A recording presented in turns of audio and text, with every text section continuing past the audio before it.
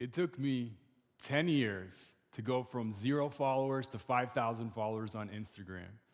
And that was 10 years of hard work. That was 10 years of sometimes posting multiple times a day, sometimes posting for weeks with no break.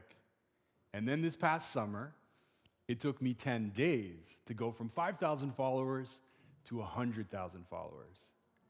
In that same 10-day period, a book publisher would reach out wanting to make this project into a book. One of my favorite brands on the planet, Apple, would reach out inviting me to their head offices to talk about a really cool collaboration. And of course, Speaker Slam would reach out to invite me to speak on their stage, on this stage, and offer me my first paid speaking gig. Thank you. So many amazing things were happening and my head was spinning. Now, before we go any further, I want to say this. This is not a talk about how to grow on Instagram. This is not a talk about social trends or why you should be making reels. I would much rather talk to you about the most powerful lesson I learned in that 10-year period. A lesson that not only impacted my social media and my photography business, but a lesson that would change the way I saw the world. Ready? Here it is. Creativity is not an outcome, an output, or even an activity. Creativity is a relationship. I'm going to say it again because it's easy to miss. Creativity is not an outcome. It's not your next book. It's not your next social media post. It's not your next brilliant business idea. Creativity is a lifelong relationship that all of us are in. Now, you might be saying, Darius, I'm not a photographer. I'm not an artist. I'm not really creative. Bullshit. All of us are creative. All of us are in a relationship with creativity. Maybe you're not creating photos, but maybe you are creating conversations or memories or egg omelets. All of it is an act of creation. Even that story you might have of, I'm not really creative, ironically, is a creation. Once we are able to accept that we are in a lifelong relationship with creativity, things start to get really interesting. The next question from there is, if I'm in a lifelong relationship with creativity, what would happen if I became the best possible partner to creativity?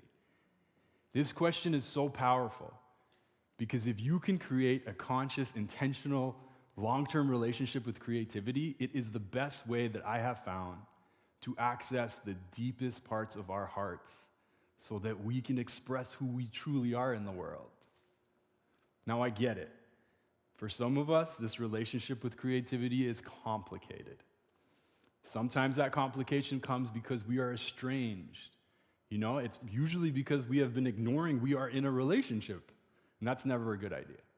Sometimes that complication comes because we're dishonest in this relationship. We are showing up, being somebody else, speaking some other way, and creativity doesn't like that.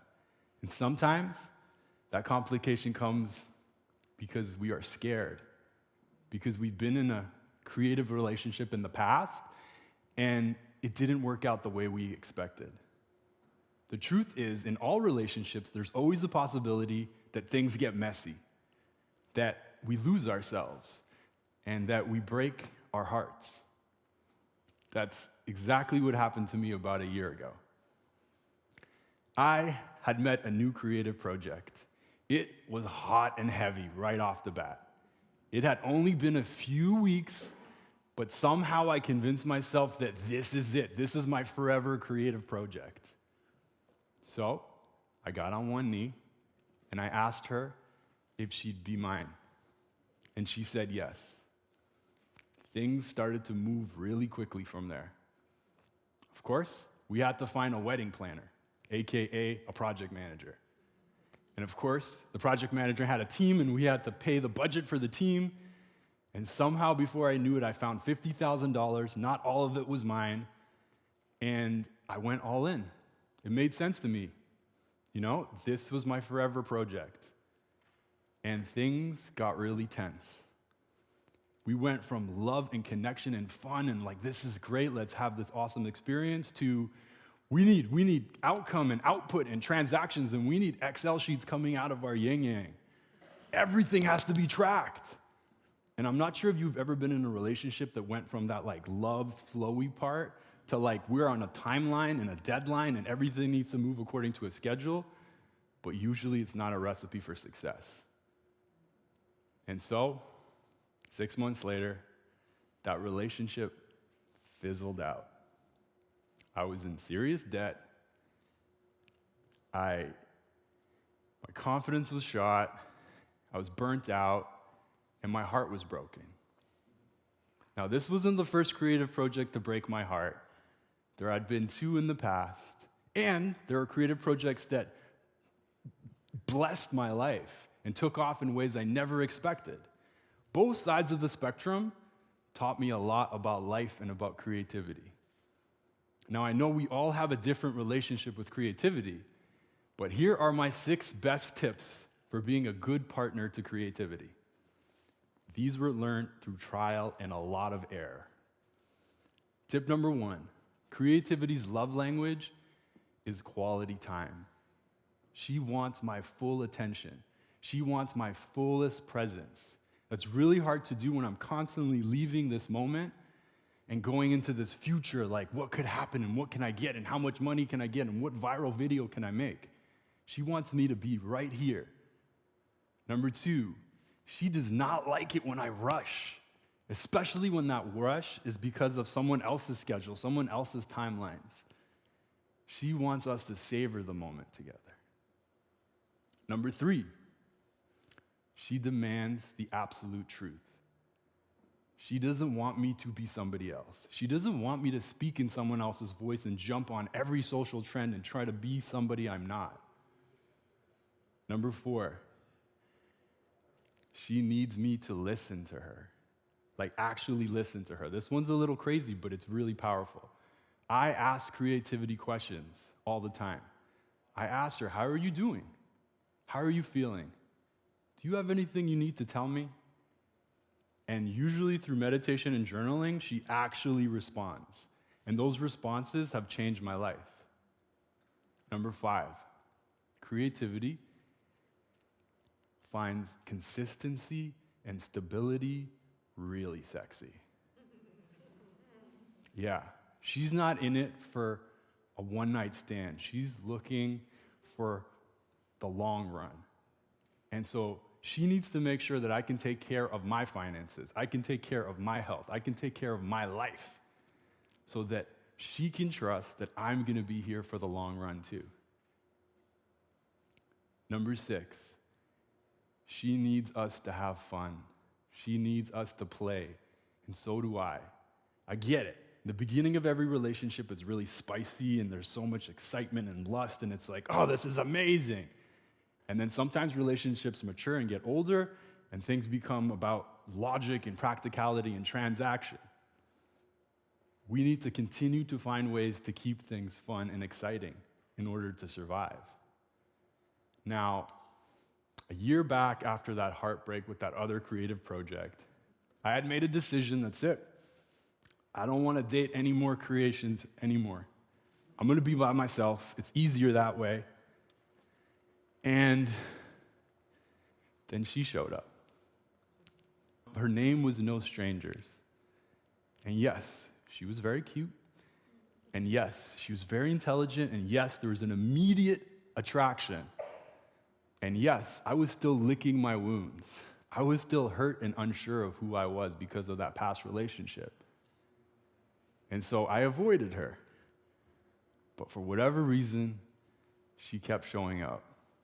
She would smile at me in my dreams. She would flirt with me in my meditations. Until one day I decided to take a risk, and I asked her out on a date. One date. That's it. No timelines, no expectations, definitely no spreadsheets. On that first date, we walked the streets of Toronto, and I took my first photos of a stranger, and I took my first video of a stranger. And I'm going to be honest, I was a little awkward. I stumbled a couple times, but you know what? That's what first dates are about. Even in the awkwardness, there were these like sprinkles of kismet and magic between us. They were subtle, but they were there. Enough so that a couple days later, I found myself on a second date, and then a third date, and then a fourth date, and a fifth date. Things were really fun. And I'm happy to say they still are. When I let go of outcome, when I let go of timelines and expectation and external validation, I open myself up to a deeper connection with creativity. And she loved that. This creative relationship that I was not looking for, not ready for, took off in ways I never expected. Millions and millions of views, over 200,000 new followers on TikTok and Instagram, thousands of DMs from people all over telling me how much this simple project impacted their lives. Dozens of invitations to travel all over the world to share this love story with the planet. I am so grateful that I get to be here and talk to you about this thing that means so much to me, about photography, about creativity, about human connection. I'm so grateful for all the opportunities this creative relationship opened up in my life, and I'm so grateful for the creative relationships that did not turn out the way I expected. Because on the surface, it looks like they're different creative relationships. But in reality, it's always been the same creativity that I am connected to. The only thing that's been different was me and how I showed up. In closing, I would love to invite all of you to explore your own relationships with creativity, because I promise you, you're in one. A simple exercise you could try is, at some point this weekend, find your journal, find a quiet place, and ask creativity these questions. Dear creativity, is there something you want to tell me? Is there something you want to share? Is there a message you have for me? Get your journal out and just listen. Listen, watch what comes through. Finding ways to deepen our connections to creativity can sincerely change your life. Consciously, intentionally building this lifelong relationship with creativity is literally the best way I have discovered to access the deepest truths in our hearts so that we can express who we truly are and discover how powerful we have always meant to be. Thank you.